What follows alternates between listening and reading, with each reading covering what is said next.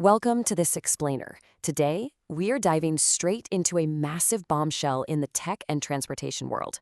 We're talking about Uber's explosive, high-stakes pivot right into the robotaxi space. You see, this isn't just about sticking a few futuristic sensors on top of a car. No, this is a complete, ground-up transformation of a company that literally changed how the entire world moves. So let's unpack exactly what Uber is up to, why they're doing it, and honestly, whether this wild $10 billion gamble is actually going to pay off. $10 billion. Just let that sink in for a second. This is definitely not some side hustle R&D project for Uber. It is a massive existential bet on its own survival. By pushing billions of chips right to the center of the table, Uber is facing a harsh reality. The future of transportation is autonomous, and they absolutely refuse to be left in the dust. Historically, Uber prided itself on not actually owning the cars or employing the drivers, right? Well, dropping $10 billion completely flips that script. It shows just how much capital they're willing to burn to reinvent themselves from a lightweight software middleman into a major, heavy-hitting investor on the autonomous frontier. And this rollout is starting huge, with a fleet of over 2,000 robotaxis hitting the streets across Europe. Starting in Zagreb, Croatia, and quickly expanding to 4 other major European cities, Uber is teaming up with a Chinese autonomous driving heavyweight called Pony.ai. And honestly, the division of labor here is pretty brilliant. Pony.ai brings the self-driving brains and those advanced sensor arrays. Meanwhile, local fleet operators are contracted to deal with the physical cars, the charging, the cleaning, the everyday maintenance. And Uber, they get to sit right at the top, acting as the ultimate global matchmaker, connecting you, the rider, to the robot. This global expansion is moving incredibly fast. So Europe is launching today, but look ahead to late 2026. Uber Japan is set to launch a major pilot in Tokyo. Now, Tokyo is a wildly complex urban environment, so they're teaming up with an established local taxi operator, Hinomaru Kotsu. They'll be rolling out a fleet of Nissan Leafs, all powered by specialized AI from a UK-based firm called Wayve. But here is the crucial third step, taking the training wheels off entirely. Right now, human safety operators will still sit in the front seats just to monitor things. But make no mistake, the end goal is a completely driverless, zero-human operation running seamlessly across the globe. Which brings us to Section 1, the existential threat of obsolete drivers. So Uber's entire business model up to this point has relied on one super simple premise. You open the app, and it connects you to a human driver. It's highly efficient, highly scalable. But autonomous vehicles threaten to bypass that entire ecosystem. Just think about it. If companies like Waymo or Tesla deploy their own massive robotaxi fleets, you could just open their direct-to-consumer app. No middleman required. Why would you bother opening Uber if Waymo's app gives you a cheaper, autonomous ride right to your front door? If that direct-to-consumer behavior becomes the norm, Uber's core business literally evaporates overnight. They're staring down the barrel of their own irrelevance. So, how do they fight back? Let's dive into Section 2, the platform playbook and Uber's counterstrike. Uber's grand strategy here is to become the Android of autonomous mobility. Think about Google's absolute masterstroke with the Android operating system. Google didn't need to build every single piece of phone hardware, right? They just built the software ecosystem that runs on phones made by dozens of different manufacturers. Well, Uber wants to be that exact same neutral platform, but for transportation. Whether you're hailing a vehicle built by Waymo, Pony.ai, NVIDIA, or Rivian, you're doing it through the Uber ecosystem. They don't want to bend the metal or even perfect the raw self-driving code. They just want to own the customer relationship, the routing tech, and, of course, the payment processing.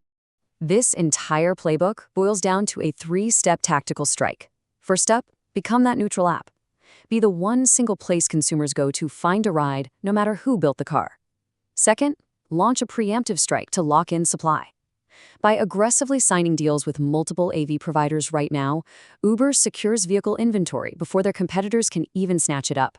And third, go global fast. That Pony.ai deal in Europe we just talked about? That is a master template for asset-light scaling. Uber takes almost zero capital risk on the vehicle manufacturing. They just plug a local fleet operator and a tech provider into their existing network, and boom, they can instantly launch in new, highly regulated markets all over the world. But this isn't a guaranteed home run. That brings us to Section 3, the high-stakes risks and what could actually break. The very first major crack in the armor here is margin pressure. Look, Uber's current model is an asset-light dream. They have zero vehicle ownership, incredibly high margins, and they just passively take a cut of every single fare. But this new reality? Building a massive robotaxi network forces them to inject some seriously heavy capital.